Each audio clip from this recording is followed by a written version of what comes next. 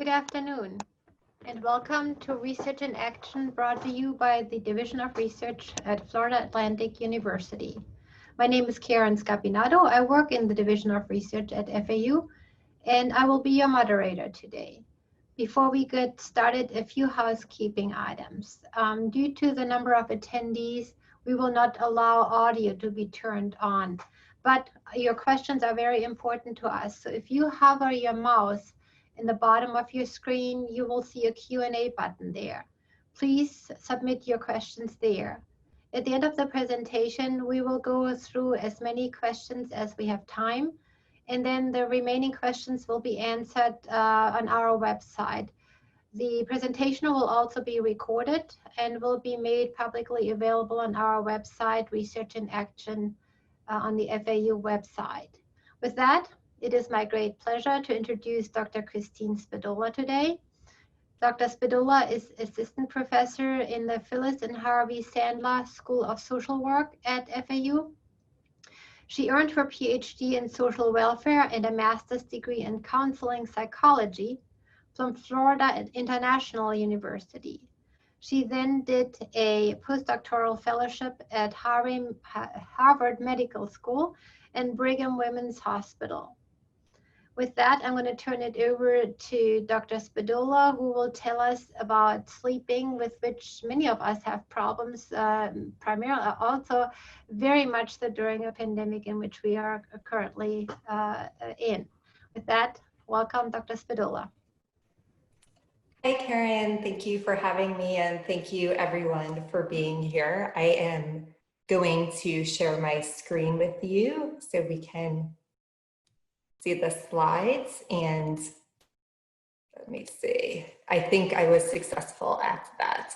So as Karen said, I am an assistant professor at the Phyllis and Harvey Sandler School of Social Work, and we are going to talk about sleeping well despite what is happening in the world today. In our time together, we're going to talk about coronavirus and how that has impacted sleep, the importance of sleep, a brief science lesson on sleep, modifiable behaviors to promote optimal sleep for us as well as our loved ones. And because this is a research and action talk, I'll talk briefly about some current research and future research regarding sleep. And then finally, some resources. I'm a big fan of evidence-based information dissemination. So these slides will be available. And on the last slide, there's resources with links that you can use. So before I even talk about coronavirus and how that has impacted our sleep, I just want to say that sleep problems are really common. So you're not alone if you're experiencing sleep problems. Approximately 1/3 of Americans do not get the recommended sleep duration. And we will talk about sleep duration in a moment. So coupled with coronavirus, what has happened is individuals with no sleeping issues prior are now experiencing sleep issues for the first time. And individuals that had some sleeping issues, those issues are now exacerbated. COVID-19. So why is that? First of all, of course, we're experiencing heightened stress and anxiety, and even beyond worrying about the health of our loved ones, our family, and ourselves. We're often some of us are faced with new working conditions. So many people are now working remotely that weren't before. And while that might seem ideal, especially at first, it can be stressful. Childcare. Many people are working at their kitchen table while trying to take care of their children. Financial stresses. Many people have unfortunately lost their job. And for those that are still working, they might be worried about losing their job. We also, with shelter-in-place orders and remote working, we're experiencing less routine and less structure. And we'll talk about why that's important for sleep in a moment. And also there could be less physical activity. Perhaps there's more opportunity to exercise, but because of our former shelter-in-place orders, we're not really getting out and about as much. So less physical activity. Additionally, research has shown there's increased alcohol consumption. I think I picked up a clip on the news the other day that gin sales especially have increased by 40%, so increased alcohol consumption. And if you want to test this theory, if people are drinking more, I recommend that on recycling day, you take a walk around your neighborhood and just a little peek into your neighbor's recycling bins, and you might see that this is supported. So especially just this heightened stress and anxiety, the less structure, less physical activity, and perhaps increased alcohol consumption, that all can fit into our sleep. So just to backtrack on sleep, how much sleep do we need? We're going to talk about that in a minute, but I want you to really think about how much sleep do you actually get. And later on in the presentation, I'm going to talk to you about a sleep diary, and there's a resource at the end to access a free sleep diary. So you could track about how much sleep you think you actually get. I know with wearables and iPhones, we also have computers telling us how much sleep we get.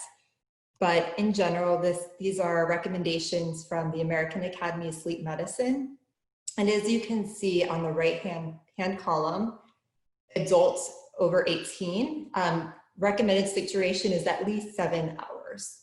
So just keeping that in mind, we should be getting at least 7 hours, but it can be variable. So some people might need more sleep. So just keeping that in mind, if you think you're someone that needs more sleep, aim for that as well. So why is sleep important? And it seems like over time, we're learning more and more about this topic. Prior to this, kind of not getting enough sleep could have been as kind of a gold medal, like, yeah, I only got 2 hours of sleep last night. I'm so tough, but hopefully that discourse is being mitigated by all of this work surrounding that sleep is important. So suboptimal sleep is associated with adverse physical health, including cardiovascular disease, diabetes, hypertension, certain types of cancer, such as breast cancer, and decreased immunity, which is especially important now. We want to get our immune systems up. So there is a link between inadequate sleep and decreased immunity. There's actually some research done on individuals that were sleep deprived and went to get a vaccine, and their bodies experienced a weakened response to that vaccine. So, but keeping that in mind, I want to give you some good news. Recent research has found that getting at least 6 hours of sleep was a protective factor for mortality with individuals with high blood pressure and type 2 diabetes. So I kind of wanted to end this on a somewhat positive note that sleep could be a protective factor in getting enough sleep. Mental health and sleep. I'm a big proponent of behavioral health clinicians checking in with their clients about sleep because there is such a strong link between mental health and sleep. There's 2 arrows on the slide to represent there's a bi-directional relationship with sleep and mental health. Not getting enough sleep is associated with depression and anxiety and is considered among the diagnostic criteria.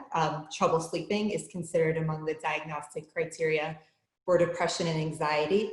But more and more research is supporting even a causal link between poor sleep and mental health issues such as depression, anxiety, substance use disorders, and for those in recovery, not getting enough sleep, more risk for relapse, as well as suicidal ideation. So I hope I've convinced you briefly that sleep is really important for our physical and mental health. And I think we all know this: when we don't get that much sleep, we notice our mood and how we're cranky, we don't want to exercise, things like that. So hopefully this in your own experience has convinced you that sleep is important. So what impacts sleep? Before I talk about what we can do to promote our sleep, this is our brief science lesson about 2 biological processes that regulate our sleep. As you can see from the top of the slide, we have our homeostatic sleep drive.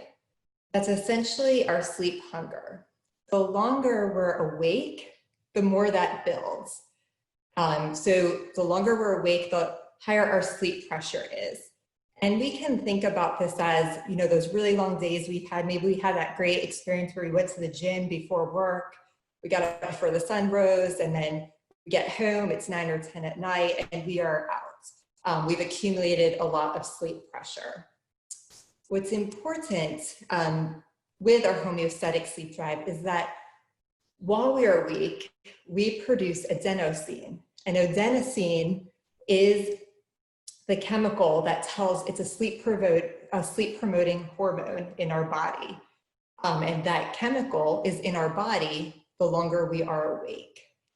Adenosine, to combat adenosine, we often go to popular beverages, such as caffeine. Actually, I have the Starbucks here. I didn't plan that. But caffeine is an adenosine receptor antagonist. And what that does is it blocks the adenosine from telling us we're tired. So caffeine can be a great friend of the sleep deprived. The second model, the second process that controls our sleep is our circadian rhythm, which is our biological rhythm. And it's our 24-hour internal sleep-wake cycle. What regulates our circadian rhythm? The main timekeeper of our circadian rhythm is light. So light in the morning tells us it's time to wake up. Same thing, light at night tells us it's time to wake up. So as we could see, shift workers have an especially troublesome time when dealing with their circadian rhythm. Shift work is a whole nother talk though, however. Also in terms of our circadian rhythm, we naturally produce melatonin in the evening, and melatonin is a sleep promoting hormone. So as you can see here in this model, our homeostatic sleep drive, our sleep pressure, and our circadian rhythm are perfectly aligned. So we're going to go to bed when both our sleep pressure tells us to and when our circadian rhythm tells us to. However, if we're having a regular sleep-wake routine, if we're a shift worker, if we travel to Europe, that's when we experience circadian misalignment. And in terms of travel, that's also called jet lag, which I think many of us have experienced. So that's our brief science lesson on sleep, and that's our two-process model for sleep regulation. So now we're going to talk about what we can do to promote optimal sleep, even during a global pandemic. I'm going to actually give you 13 tips. I want you to just take what you think is relevant for you and what works for you. I'm also going to give you tips that you could do in the daytime and in the evening. So for what we can do in the daytime to promote our sleep, the number one rule, and if you're going to take any rule with you, this is probably the cornerstone of sleep hygiene or sleep health promotion, is to maintain a consistent wake up time. I'm also suggesting, just because of our shelter in place orders, remote working, that I put an asterisk to wake up at the same time every day and get out of bed. We say to be exciting in the morning and tell our bodies it's time to wake up. It's important to keep a consistent wake time, no matter what time you went to bed the night before. That can be especially difficult, but you will have a deeper and better sleep the next night and will help keep you on schedule. We know that light is our circadian time giver. So when we wake up, open the blinds. That natural light, even if it's cloudy, will help tell us it's time to wake up. Or multitask and have your morning coffee, your adenosine receptor antagonist, by a morning window. So number one rule, if you could take anything with you, waking up at the same time every day. The second rule is to get physical activity. Even with the pandemic, we're probably not getting as much. Getting outside in the morning could be great, morning walks, whatever physical activity looks like for you. Just in general, the more active we are in the daytime, the better we sleep at night. It's recommended to not do intense exercise right before going to bed, but exercise is so good for you. If you could only exercise at night, right now the research is saying that's better than not exercising. But exercising, especially in the morning, is wonderful for you. And also if we do it in the morning, it tells our body it's time to start the day.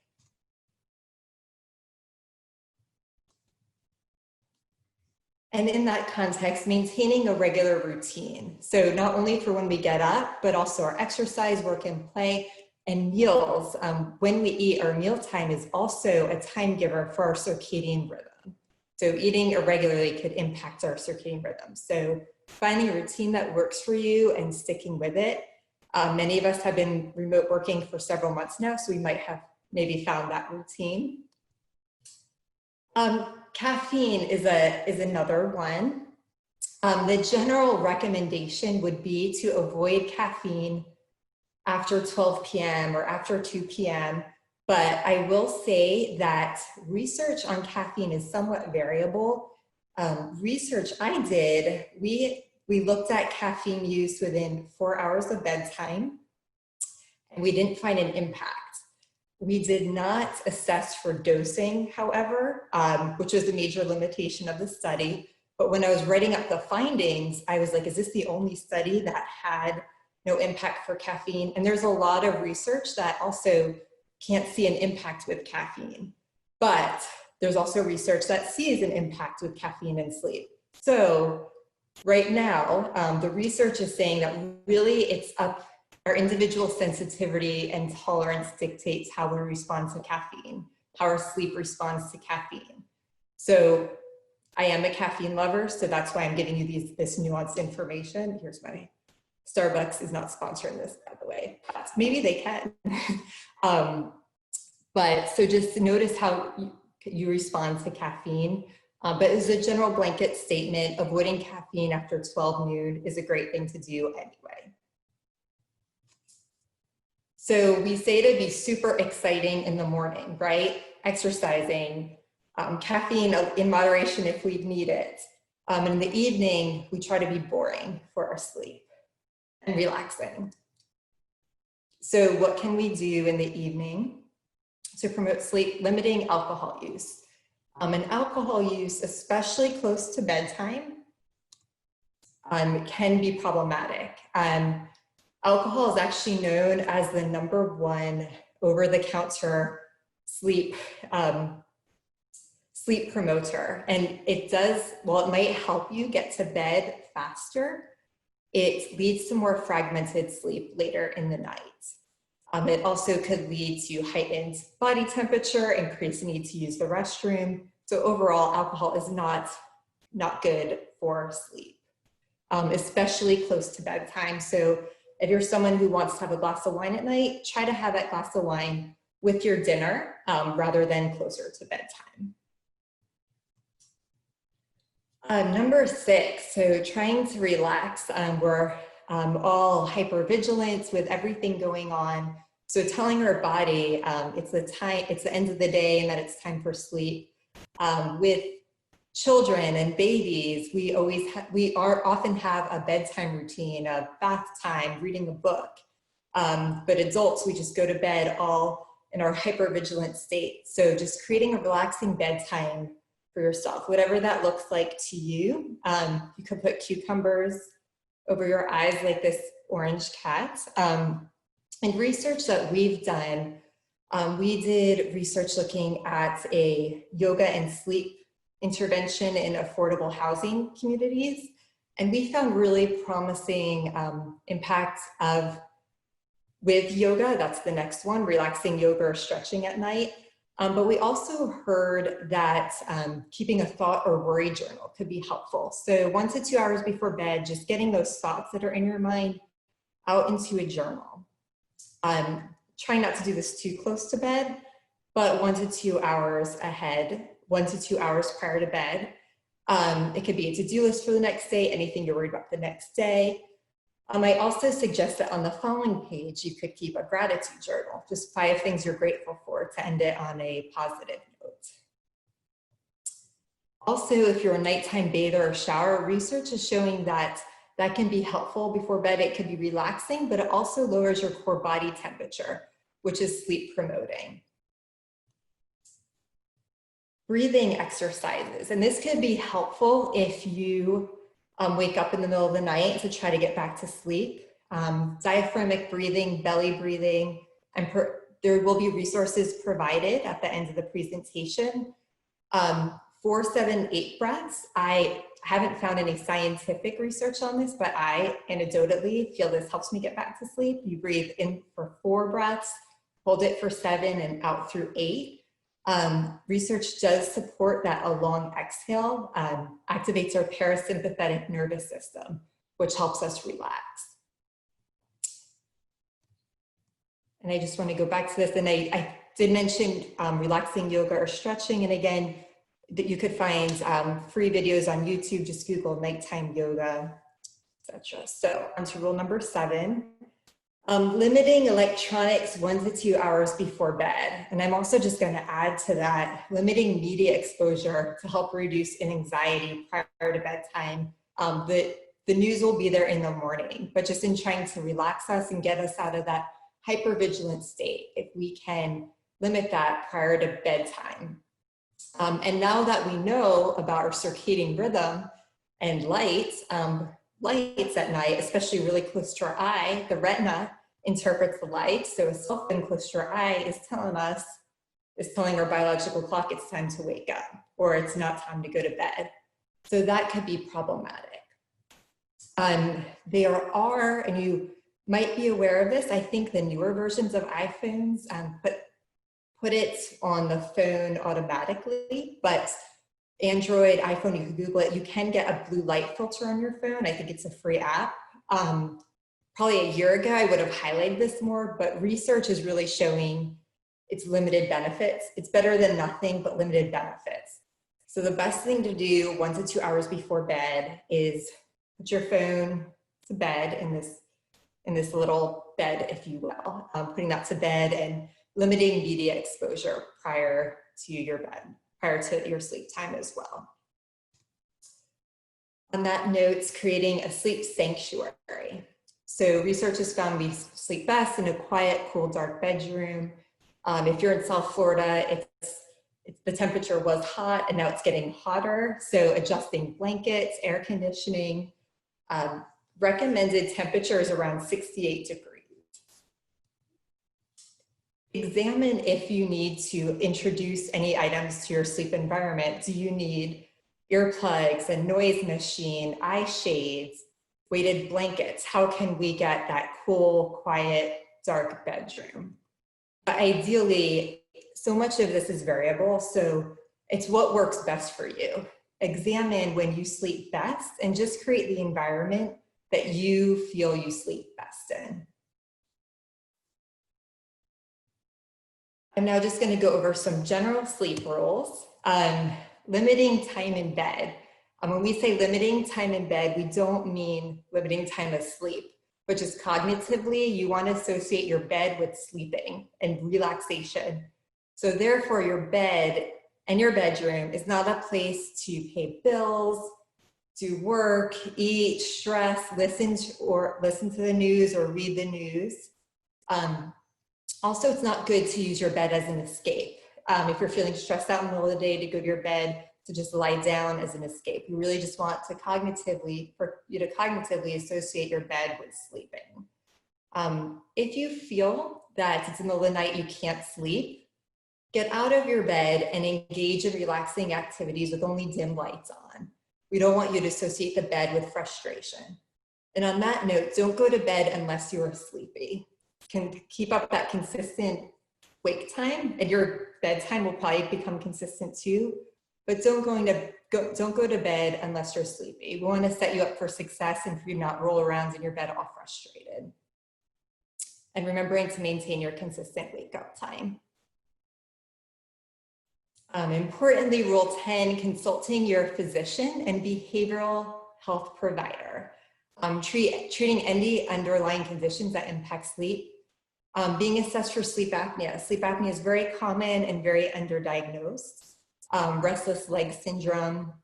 You can even explore pharmacological treatments with your primary care physician, and maybe get referred to a sleep specialist and do a sleep study. But before before even getting to pharmaceuticals, the first line treatment for insomnia, it's not Ambien, it's actually behavioral. There are two treatments called cognitive behavioral therapy for insomnia and its sister, brief behavioral therapy for insomnia. There's a link here to find out more information. You can find providers who provide this. There's also websites where you can do CBTI or BBTI electronically for a fee. And I provided those at the end of the presentation. I do want to say I'm currently an interventionist. It's for the Harvard Health Football Player Study. And I deliver a 4-session BBTI, behavioral health treatment for ex-NFL players with symptoms of insomnia. The research is still nascent, but from my anecdotal evidence, there's some positive impacts. So just looking into that. And CBTI and BBTI briefly, they involve sleep hygiene, which is what we just went over, and sleep restriction. So more information is provided. And I also just want to remind you, there's something that helps you sleep better, feel better, live longer. It's also free. Someone would say if you could take this pill, you would take it. And I am repeating myself, but it's important, so I wanted to bring it up one more time. Physical activity. And I wanted to include different pictures of what it looks like, because we don't have to run on the Brooklyn Bridge or go to a fancy yoga studio. Walking is great. Even if we're on a call with work, if we could move around, if we could go up and down the stairs, whatever it looks like to you, to just move your body more and more. And our 12th rule, consulting your inner sleep expert. So really just being in tune with yourself and seeing how you sleep best. Again, you're the best expert, you know you're best. Research can be variable. There's many individual factors at play. Finding out when you sleep the best and just creating those situations. And even shelter in place we might have more opportunity for sleep and more time to experiment with what helps us sleep and what doesn't help us sleep. So this could be a good time for that. And our final rule, it's not a rule, but it is to know that this can take a long time. Behavior change takes a long time, so just small steps are progress. So my suggestion to you is just to pick one thing to work on this week. Perhaps it's, I'm gonna wake up at the same time every day for the rest of this week, rather than tackling a bunch of different things at the same time, to just set ourselves up for success. And you can make sleep health SMART goals. So we might have heard of SMART goals. They're specific, measurable, achievable, relevant, and time-bound. So I am going to wake up for the same time every day this week for 1 week, Monday through Friday. And then I believe in rewarding yourself too, once you meet your SMART goal. And just remembering your motivation for improved sleep. And not every night are we gonna sleep wonderfully, but just whatever we can do. I also recommend utilizing a sleep diary to track your sleep. And the link I provide at the end of the presentation, you can also track daytime behaviors that contribute to your best sleep. And you can repeat those behaviors. So kind of just seeing what works best for you and what activities you do during the day that promote sleep and what activities you do during the day that hinder sleep. I also do want to say there's lots of wearables, and it could kind of cause anxiety when some people are like, I didn't go into deep sleep. I'm only sleeping 6 hours. So just be careful of the wearables. They're especially not good at predicting your stages of sleep and how much deep sleep you're in. And they could be beneficial in tracking your overall sleep duration, but some people, they make them even more stressed out and hinder your sleep. So if you are in the Apple fan club or whatever sleep wearable you might be using, just keep a track on it and just make sure it's not hindering your sleep and contributing to anxiety. So now I'm just gonna, because this is research in action, I'm gonna talk briefly about current research that we are doing. I, along with Dr. Danny Groten in the Sandler School of Social Work, we received funding from the American Academy of Sleep Medicine to develop an online sleep health intervention or online sleep health training for social workers, social work students specifically. And why we wanted to do this is because social workers often work with the most underserved populations who don't receive, there could be issues with health literacy, they don't receive healthcare regularly, they don't receive evidence-based information. So if we can equip social workers to provide some brief information on sleep, perhaps that could help alleviate health disparities.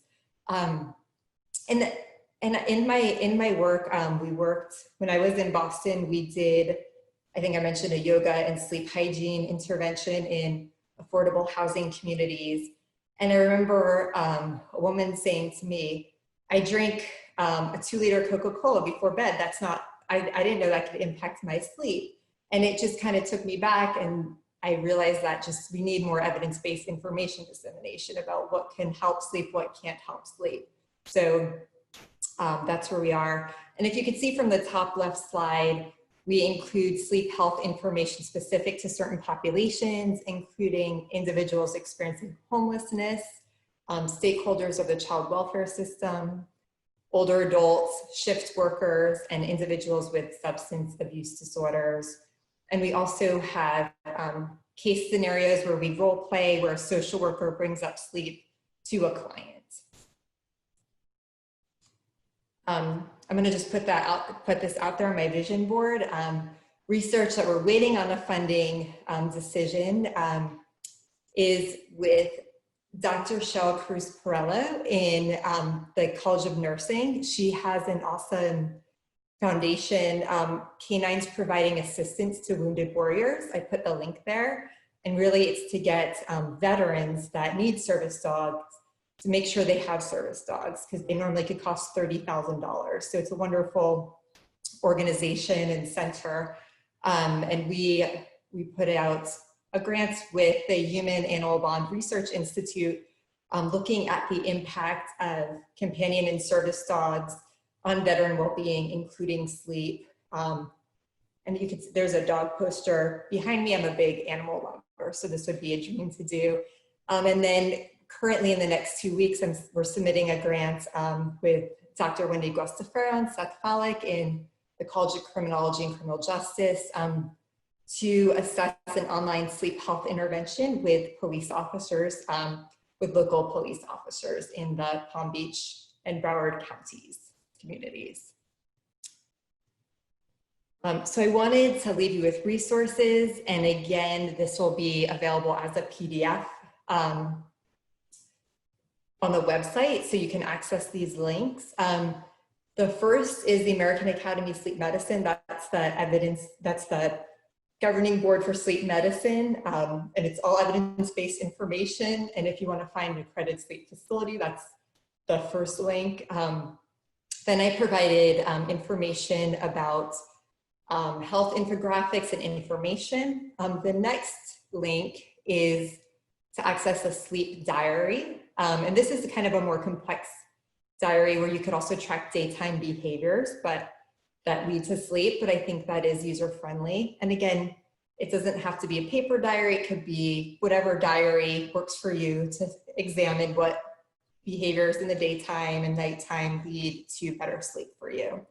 And then, as I promised, information about CBTI right here, free guided meditations for sleep, breathing exercises, a great article a colleague wrote about strategies to improve sleep in these uncertain times. And I wanted to finally highlight that there's a great organization in the South Florida community, Sweet Dream Makers, and they provide bedding and beds to families in need. So we're talking all about getting enough sleep, but if sometimes because of necessity, 3 children might have to be in the same bed, you know, what kind of sleep are you going to get? So here they are removing a barrier to sleep by providing free beds and beddings to families in need. So I just wanted you to have that link as well.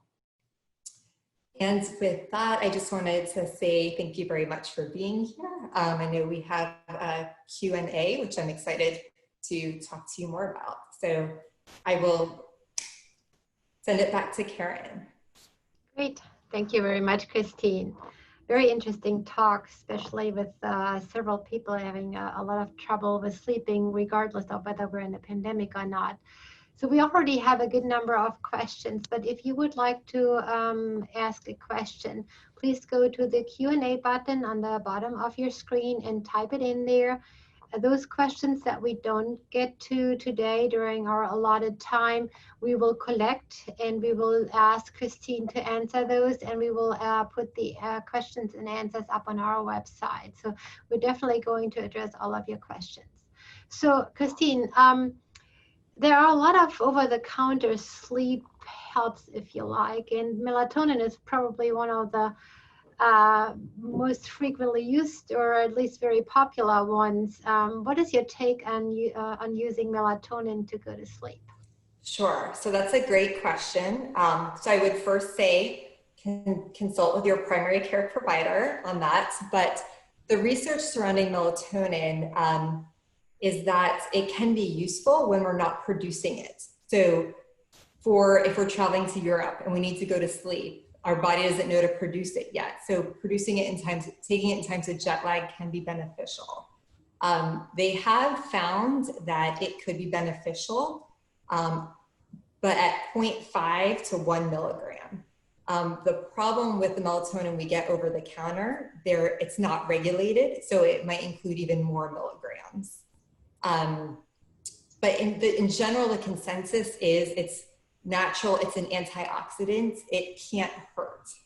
But that being said, just definitely consult your primary care provider and find a trusted melatonin brand as well, so you're not getting too much. Great. You mentioned the circadian rhythm.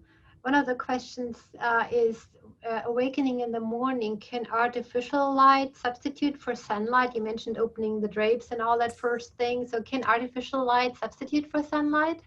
So that's a great point. Artificial light does help, but even on a cloudy day, the natural light has more lux, LUX, which tells our circadian rhythm it's time to get up. There's also UV lamps, which kind of could substitute for that outside light, which can be even more impactful.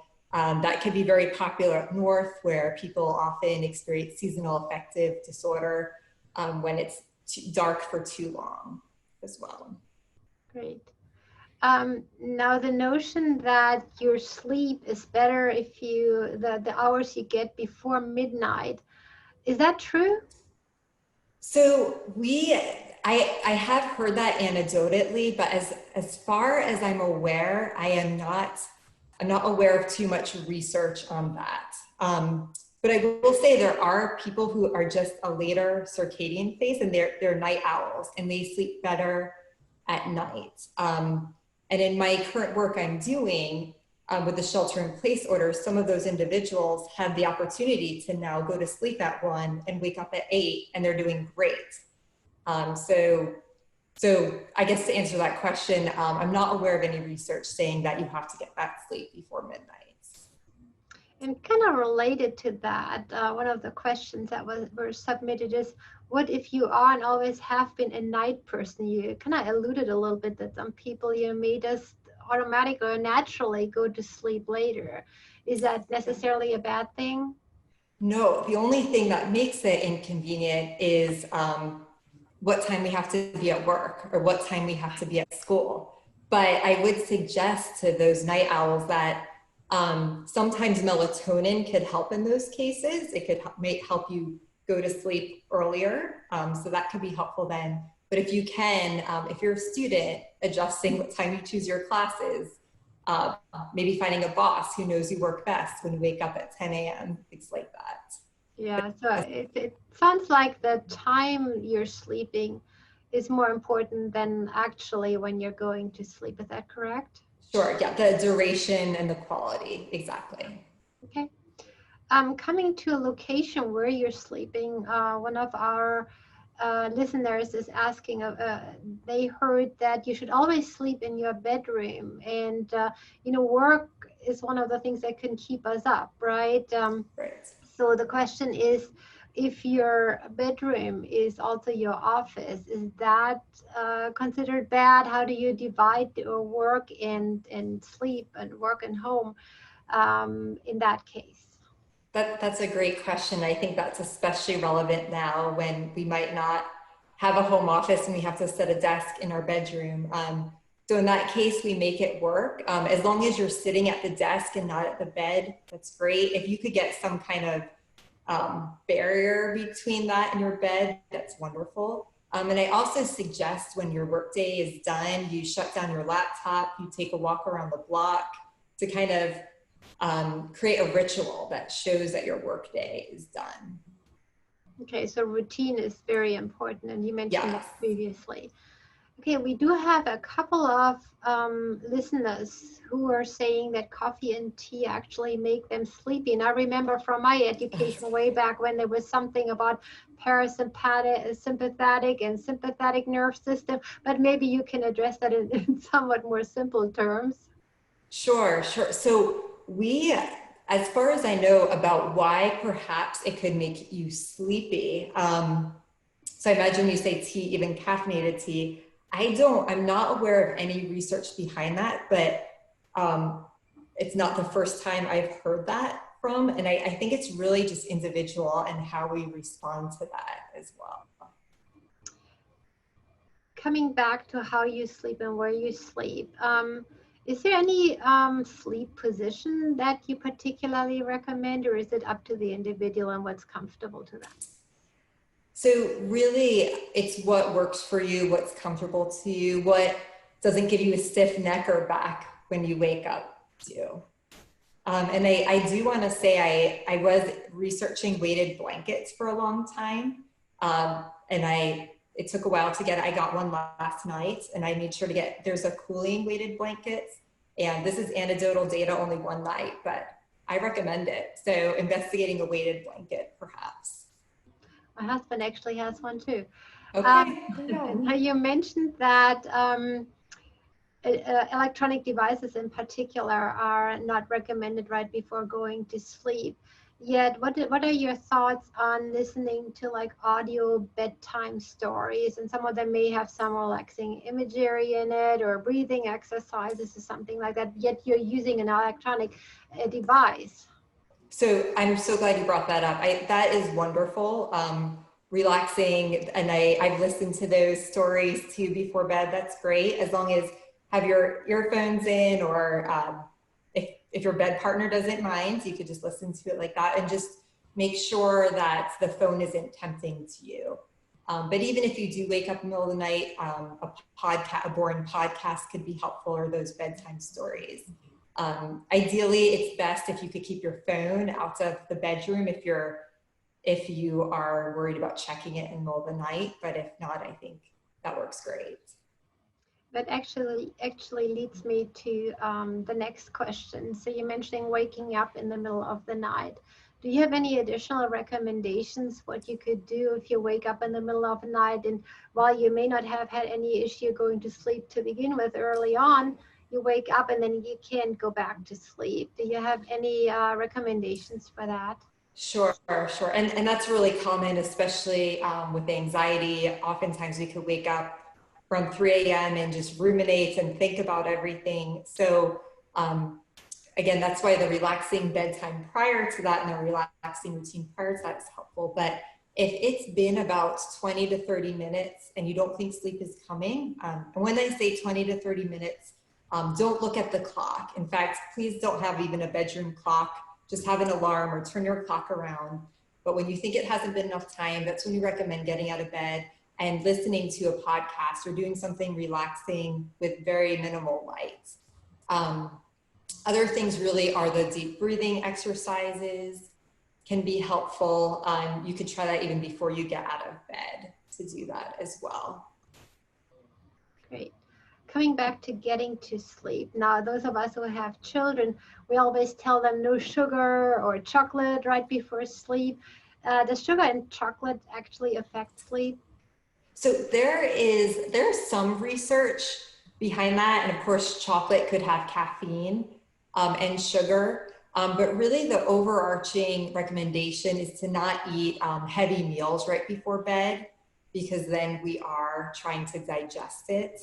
But yeah, sugar right before bed is not going to be that helpful either. So light meals, protein can be good. There's some research about cherries helping with sleep too, or cheese and crackers could be helpful, but no heavy meals before bed.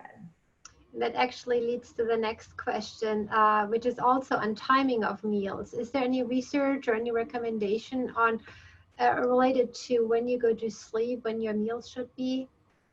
Sure. So keeping your meals regular is important for your circadian rhythm. And again, just based on that, no heavy meals right before bed.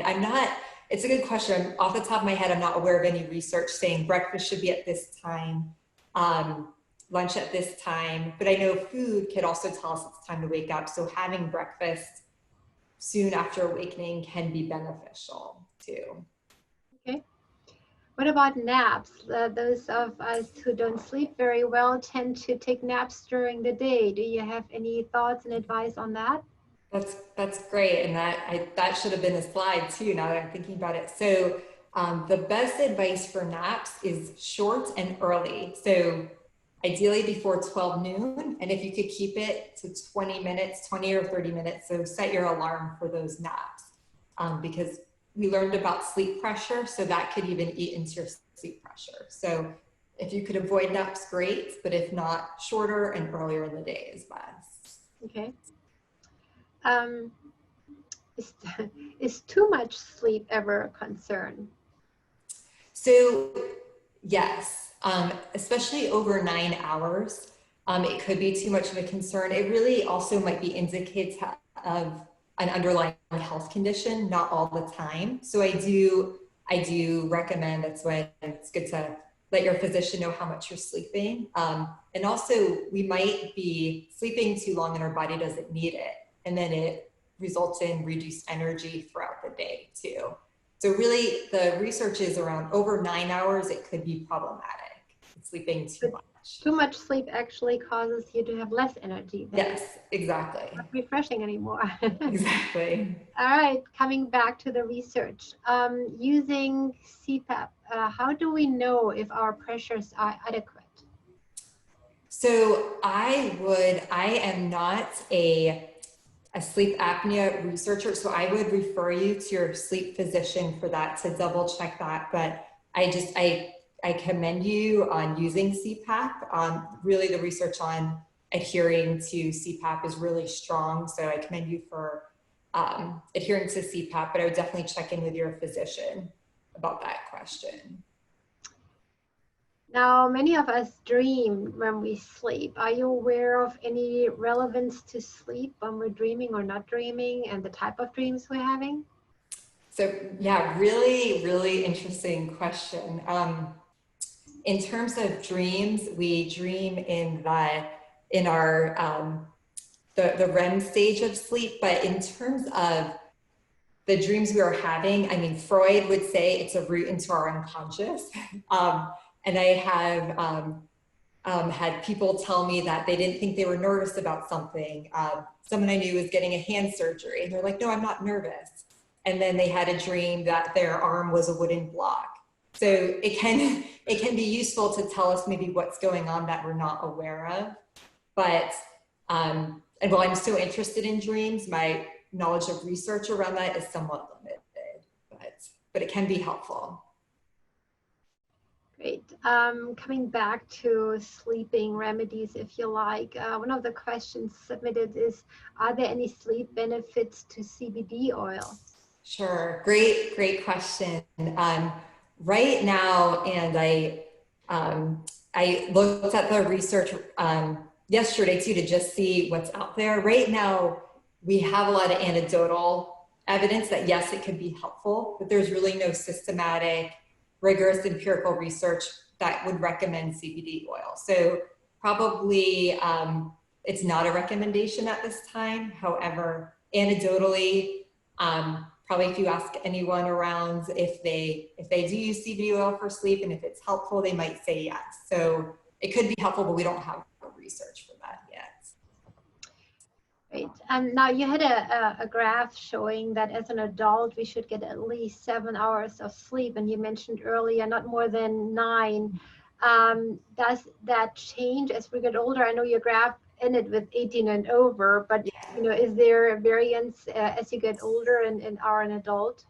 So great question. Unfortunately, we don't need less sleep as an adult, but it happens. As we get older, our sleep is more fragmented. We might nap more in the day, and that's okay. And menopause for women can also impact sleep. So unfortunately, we still need the same amount of sleep.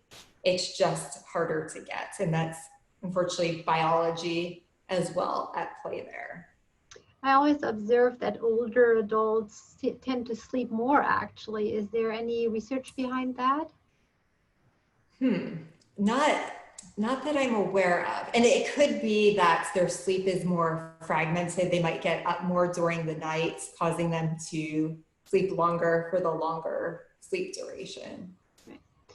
Coming back to sleep medications, the type of the quality of sleep that you're getting when you're taking one of these remedies, is it the same as if you would naturally fall asleep?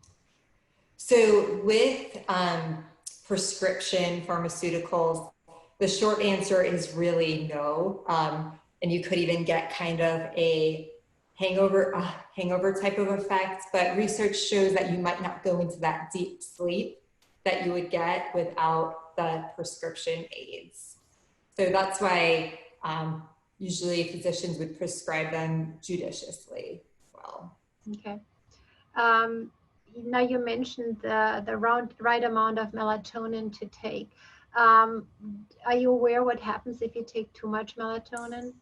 So same thing, it just might leave you groggy in the morning. As far as I'm aware, there have not been any studies showing any like melatonin toxicity, but you might have more of a hangover effect after.